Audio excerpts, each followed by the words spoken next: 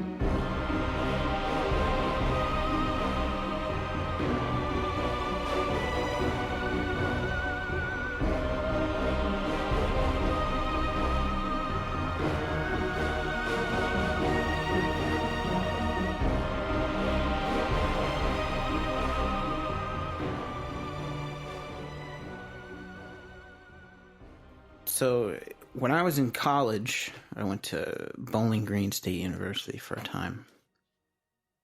And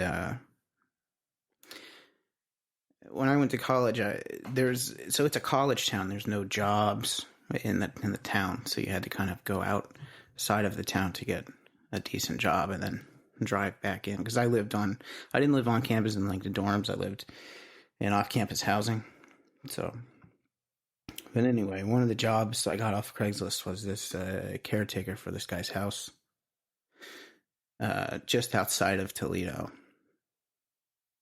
So like it's like Thursday night, I think, one night, and I'm over there watching this guy's house, and I got to get up. I had astronomy class. I remember it at 9:45. Morning class. Yeah, so I had to get up early. So I was sleeping over there, and all of a sudden, in the middle of the night, I hear just a thumping, like a constant thumping noise from like the basement area of his house. And this is a huge house. I know it's cliche as hell, but this is a huge house. It's all dark because it's just this old guy. That's all that lives there. So I was like scared as shit because I've never... You've never been killed before. It's the scariest thing I ever had. Yeah. So I go, down in the fucking basement because I don't want... Because, like, his house, if he has rats or some shit, I don't know what the fuck it is, right? So I should probably tell the guy that he has rats or there's a fucking raccoon or something in his basement. And I'm not going to kill it because I'm scared, but I'll call somebody about it for him if he wants. So I go down and check it out. And it's dark as shit. No lights. I'm using my old fucking flip phone for a flashlight. Yeah.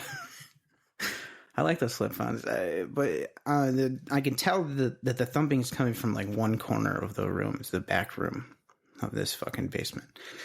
So I start walking back there and it's getting louder. I know, it's like my fucking heart is beating out of my chest. So I get there and there's like a giant long box and it looks exactly like a coffin. I told a story on this podcast a long time ago about some guy smoking weed in his coffin.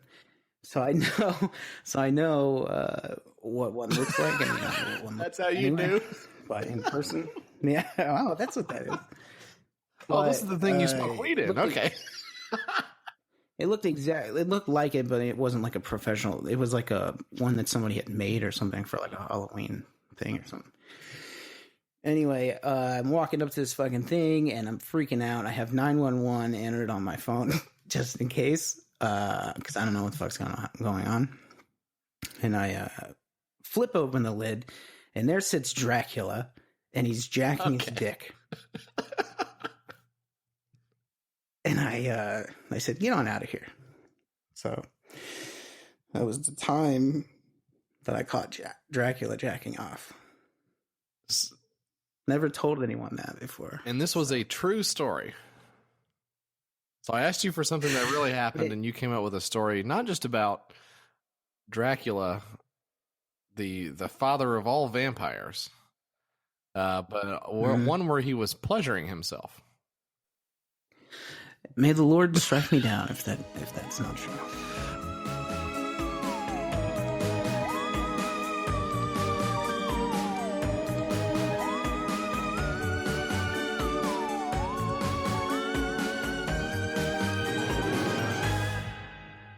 So we got this call one night for a delivery to a house like on the very edge of our delivery area. Okay. And this house is like never called before. We had to like look it up in the book because you know how they have the places where you can't go or whatever because you'll get robbed. Anyway, we got a call for the delivery and we already had somebody who called off or something, so we were like short-staffed already. Everybody was pissed off. I needed the fucking money because we were broke. Hey, formula doesn't buy itself. So I went out there. I said, I'll take it. I get it. Head out the door or whatever. I'm speeding down the road. I had the next 2 days off, so I want to fucking go home and just sleep.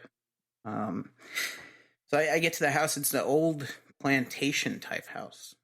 I get to the door and there's a note, which we've had before. You know, people would say, leave the thing there, and they've already tipped you or whatever. Yeah. Or they have you leave it inside on the table and take their tip. Maybe they're nude or something. I go inside or whatever because the note's like, come inside, leave it on the table or whatever. And then there's a note on the table that says, leave it in the bedroom. So I'm like, I don't know what the fuck to do. Yeah, you can't take it. You're already out the gas. Yeah. So I follow this fucking note into the bedroom there. And I open the door and the door fucking creaks open. There's nobody fucking in there. What the fuck? I'm like, dude, I should just fucking leave. This sucks ass. I don't want to be here anymore. But like I fucking turn around and I start to leave, and across the hall, the door's open to the other bedroom. Okay. So I messed with one in the wrong one or something. Yeah. And so I go in this fucking door, and I open the door, flip on the light, and there's like a casket type thing there. No way. What? Yeah. It looks exactly like what I would think a casket would look like. Oh my god. So there's a note on it that says, open this up. Oh, hell no. So I'm noping right out of there, dude. It's about this time that I start to hear a thump coming from inside of the casket. So I'm scared out of my wits, JF. And, yeah. I'm just ready to head out of there. But I need that tip money. Like you said, formula doesn't buy itself. Yeah. So I flip open the coffin, and what do I see? Nobody but Dracula himself, and he's jacking off. Dracula was jacking off in the coffin. Yeah. Oh. Again, he was. Yeah. So he's got a different house. Different house. Well. Okay. Felt real to me.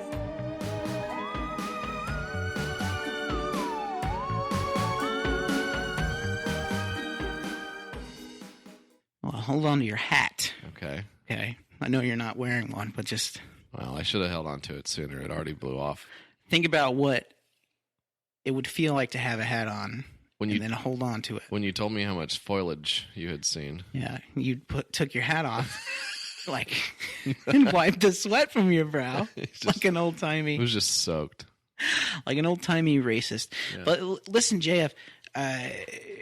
this is no laughing matter. Again, like I say, I'm in the Pacific Northwest, in the deep jungle woods. Mm-hmm. Everything is completely silent, like I said. Mm-hmm. Just the sound of needles crunching under my feet. Mm-hmm. And these aren't the needles I'm used to coming from Brooklyn, New York. Yeah.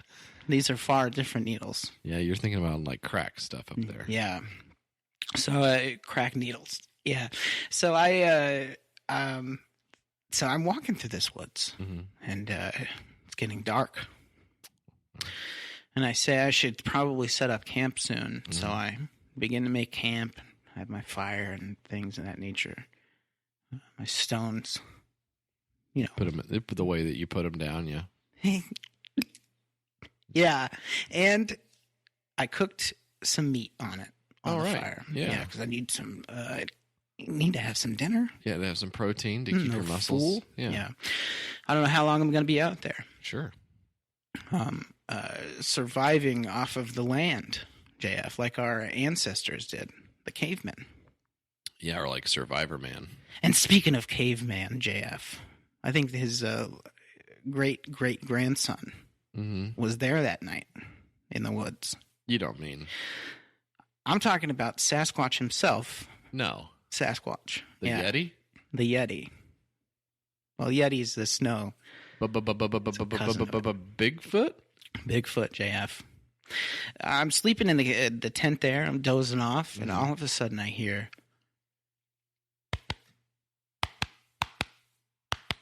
I'm like, what is going on? I hope that came through on the microphone, but it's just a consistent thumping noise. Mm-hmm. And so I say, oh boy, my blood runs cold. I'm at the mercy of whatever is out there, or whoever it is.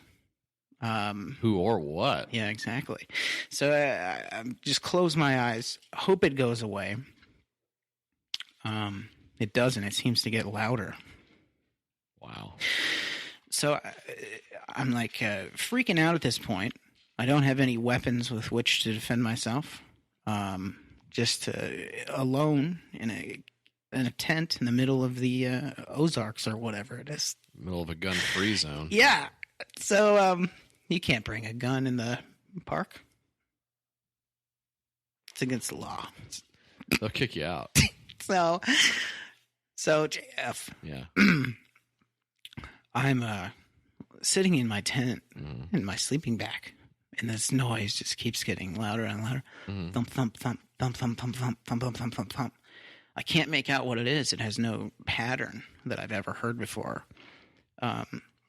So all of a sudden, it gets loud as hell. It's right outside the tent, right outside where I'm sleeping, and I'm shaking in my sleeping bag there.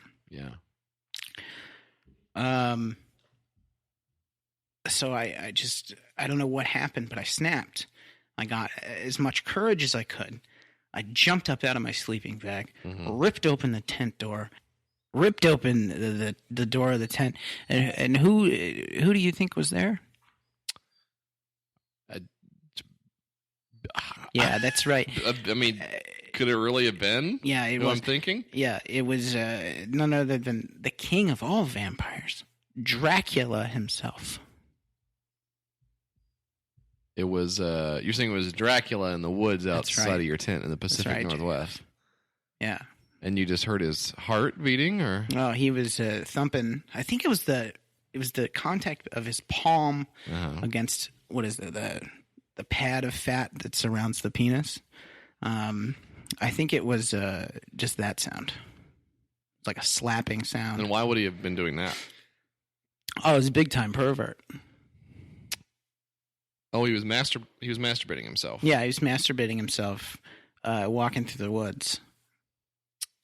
And this was a Dracula, you said. King of all vampires. Just the... Wow. Just Lord of the Damned. Yeah. Just a straight up demon. Yeah. This guy. Otherworldly. Supernatural, some might say. That was the trip to the Northwest. Well, it sounds like a hell of a good time, man. Welcome back. That was the first 3 days. You gotta wait to hear about the rest of however many days it was. That's incredible. Yeah. Wow. All right. Well, let's take a quick break, and we'll be back with more Your Kickstarter Sucks in just a second.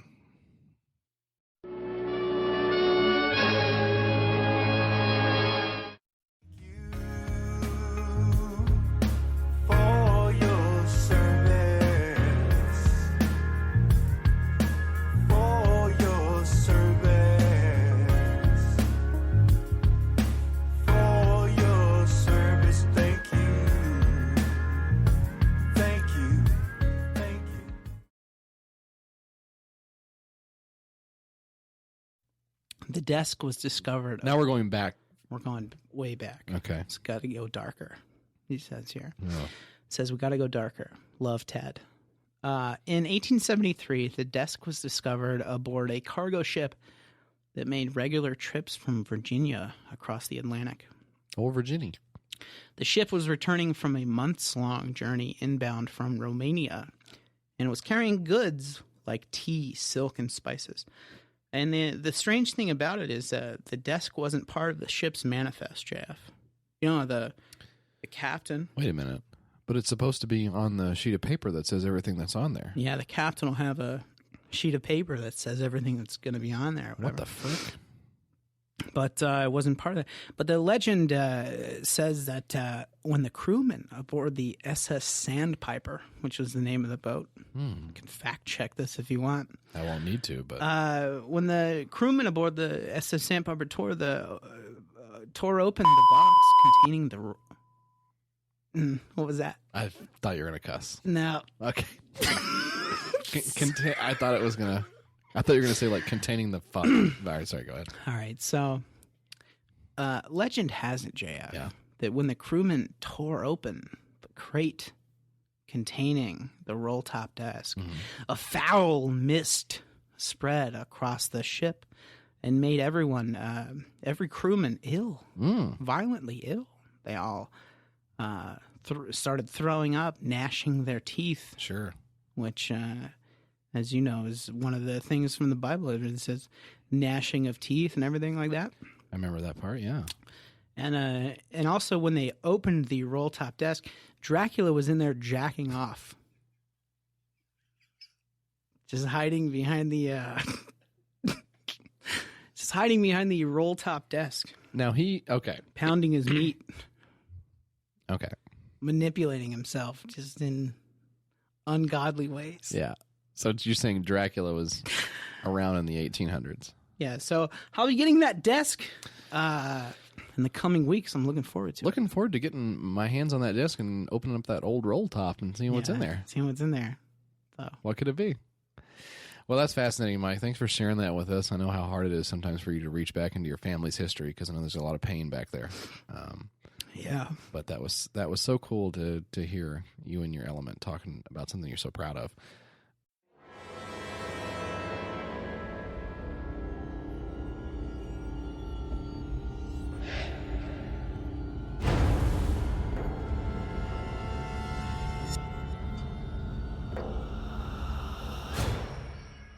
My fucking neighbors, you know? Yes. They came up. I gotta tell you this real quick. Yeah.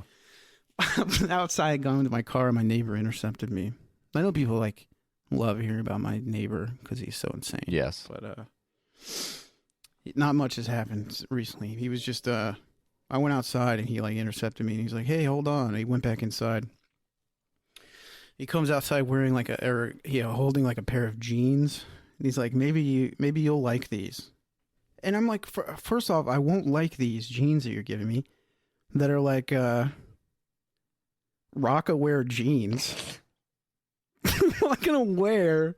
And he's like, maybe if they don't fit, give them back. I'm like, now I don't know what to do. Do I give them back and say they don't fit? Just lie to him? I don't know what to do. It's so awkward now. Yeah, that is strange. I would just take the jeans probably. I took the jeans. They're in the trunk of my car now, and I'm just driving around with these jeans in my car. Yeah. But they went to the fucking airport the other day, and they had me call them a lift on their phone. They couldn't figure out how to operate their own phone call a lift. So I had to help them again with a lift to get them to the airport. And then they sorry, dude, this all just happened yesterday. But they trying to decompress. So they left. And they called me on the way to the airport in the lift, and they're like, "We forgot. We don't know if we closed our front door." I'm like, "You don't know if you closed your front door?" Okay, that's the first thing I do when I leave the house. So I go over and I make sure it's locked, and it was not locked. So thankfully they called me. Oh wow. This is a huge fucking mess, man. I got to move out of here. So I went over there and I tested the lock and it was actually open. So I walk in, I'm looking around to make sure the back door's closed, make sure the windows are closed, make sure all this stuff is closed, JF. Sure, yeah. Like a good neighbor. State Farm is there, yeah. So, I go in the house, and it's so dark. It's so dark in there. And, lights are off. And, I don't want to turn the lights on, it's not my place. So I go, and I'm walking around checking the windows, checking the doors, and I hear a sound come from the back of the house. It sounds like a rattling, so I'm kind of on edge. I'm kind of scared at this point, JF, what is this sound, So I go towards the back of the house. And I'm looking around, scrounging around in the back, moving stuff around, trying to figure out where the stuff's come from. And there's a basement door back there. My house doesn't have a basement. These houses that we have are pretty identical, but they have a basement, which threw me off because I was like, I don't have a fucking basement, So I look at the door, and the sound is definitely coming from the other, somewhere on the other side of this door. So I move the boxes out of the way, and I move the furniture and everything out of the way of the basement door, and I open the door and I step through, pitch black in there, JF. Couldn't see my hand in front of my face. So I go into this room in the back of the basement, JF, and there's stuff everywhere. Looks like nobody's been down here in hundreds of years, this place. So I light a candle to help me on my way in this, because I can't see anything. There's cobwebs and just the stale air down there permeating through everything. I could smell it on my clothes after I left this place. And so I make my way towards the back of this cellar here, and I just feel a shiver go down my spine, when I see it. I see a big box in the middle of a room, and it's printed on the side of the box. It says destination United States of America, origin Transylvania. And at this point I'm saying, hey, hang on. Hold on one second. So I'm not one to be deterred here. I'm not one to turn tail between my legs and run scared. So I'm like, I have to figure out what this sound is, because the sound is still going. It's a thump sound, So it's coming from inside of this box, JF. And honest to God, I was never more scared in my life. But as I said, I had to press on. So I opened the box with the tool that I had laying there on the ground. And inside of this box, JF, was another box. And I says, now what is this now? Some kind of, Jacob's ladder of boxes? Is this a... So I was like, well, I better open this fucking coffin up, because it was a coffin, JF. I haven't seen a coffin in many a year, but I know one when I see it, and that right there was a coffin. I looked at it, had all the markings of a coffin, what looked like a lid, sides, and what I could only presume to be a bottom. And the sound is still happening, and so in fact it was quickening the pace. So as the thump continued, the rapid thumping inside of the coffin continued, so did my heart. My heart was beating about a mile a minute, and at one point it actually matched the pace of the thumping. So I flung open the coffin, and it was at that moment my eyes adjusted to the dimly lit room, and I could see a figure inside the coffin, JF. And that figure started to rise up out of his resting place. And like I said, I could just finally make out the stuff in the room, and this figure stepped forward, and he was hunched over. He was pulling on himself, flicking his tongue like a snake. He looked possessed. He looked like a demon. But at the same time, I was no longer scared, because I noticed it was just Dracula, and he was just masturbating. It was kind of sad, to be honest with you, to see. I mean, this is like Prince of Darkness. This is the guy who He's 300 years old. He's immortal, and here he is just manipulating himself in front of me. It was kind of sad. I felt bad for him. And I said, Dracula, you old dog, I knew it was you. I didn't know it was him, but I just said that. And he said, it's been so wonderful and so erotic getting caught by you masturbating all these times. And I just want to tell you how much it means to me. And I was like, that is honestly one of the nicest things anyone has ever said to me. And I said, you know what, Dracula?